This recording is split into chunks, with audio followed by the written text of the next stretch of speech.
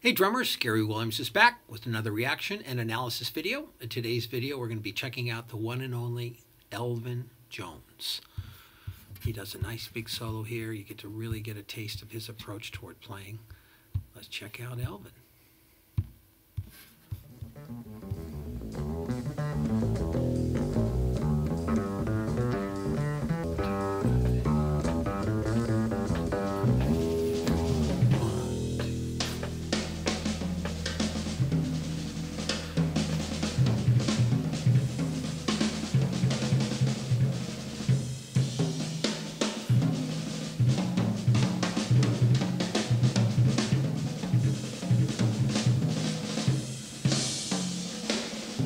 Love that.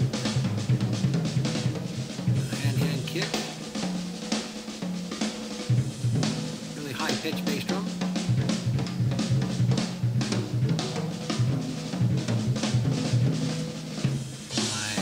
Nice. Two up, one down. Low hi-hat. Good hand shot.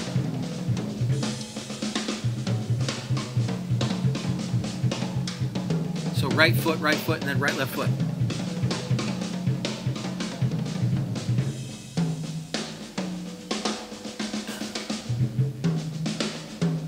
Nice sounding drums.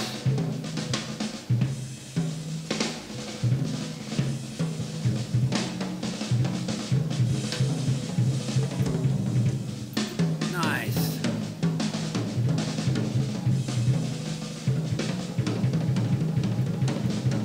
Right leg kick. Nice, love that. Love this attack. So much passion.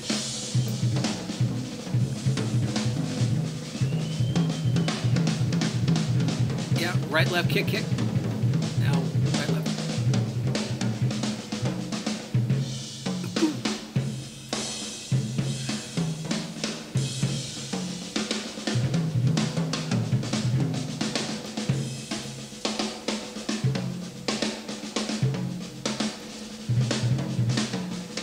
Yes. Love those doubles and singles. Yes. Love that. I think that's right, left, kick, or right, left, kick.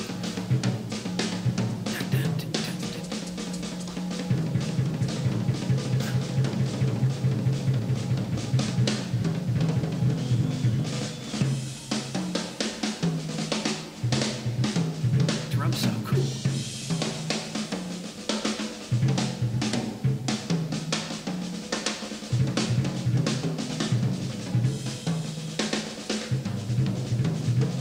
Yep.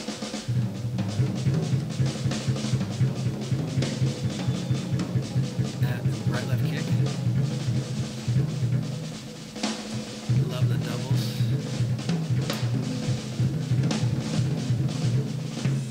Yeah. Yeah, I think that's right, left kick.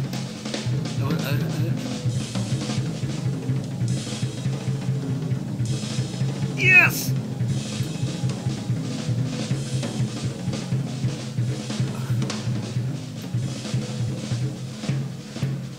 Yes! Love that!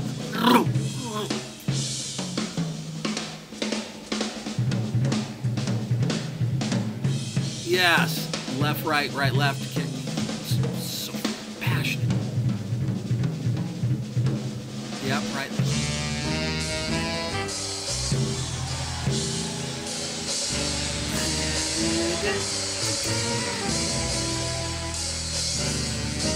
Got a second snare drum sitting up off the side. He really hits the drums hard. I wonder if he breaks the head occasionally.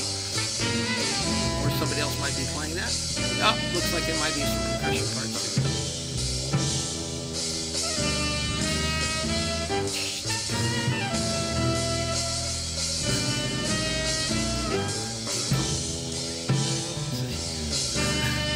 Man, he's smacking those hats.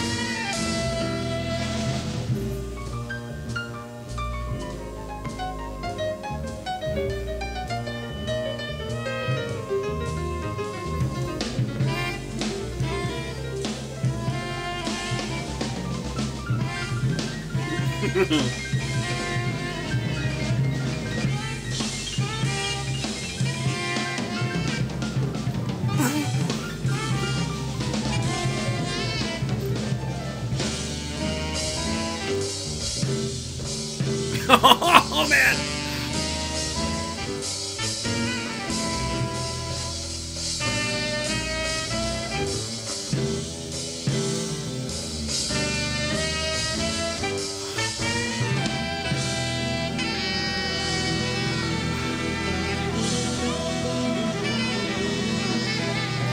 Big venue.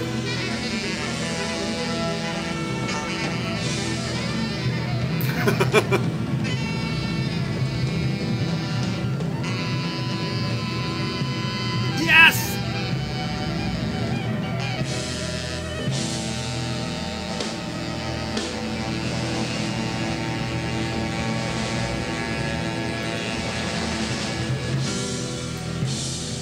Yeah!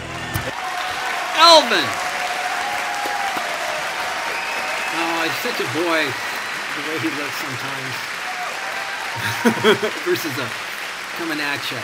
God, he's just so powerful. My God, Elvin Jones. Yeah, geez. I was first introduced to Elvin Jones in late high school. I think it was a solo album of his called Dear John C. Because he came onto the scene with John Coltrane, the very famous John Coltrane quartet with the very well-known Elvin Jones. And he was Mr. Polyrhythms in a sense, where he would superimpose different kinds of rhythmic things over the top.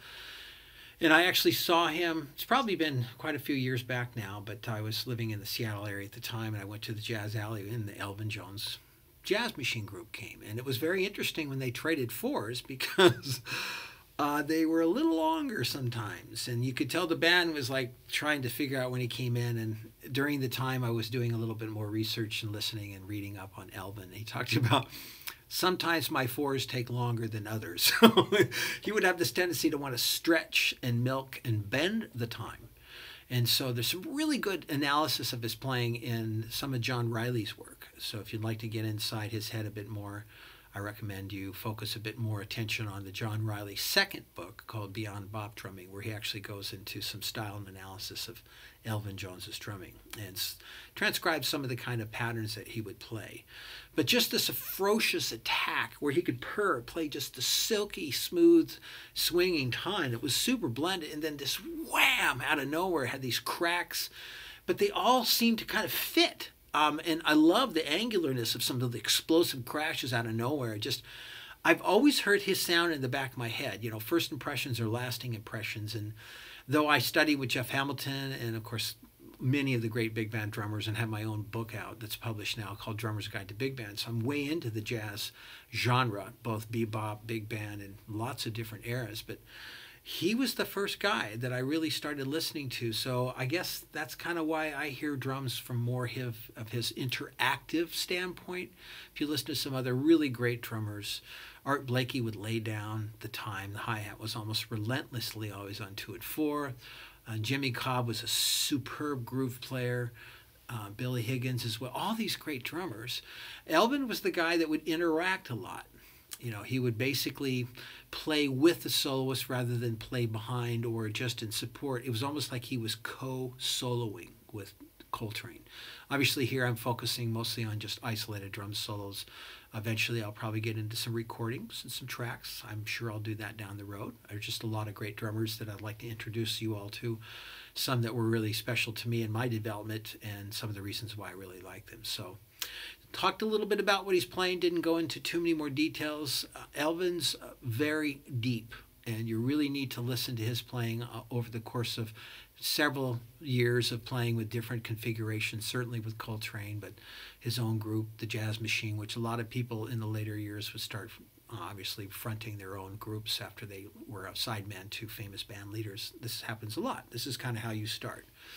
Anyways, I hope you liked it. If you did, give me a thumbs up. Please subscribe to my channel. If you're interested in lessons to learn how to play some of these things, I got the information in the text box below, plus a cool Facebook group and some online courses for you to take, including some on jazz. So check that stuff out. And until then, I'll see you on the next reaction and analysis video. Take care and have a great day. Bye-bye.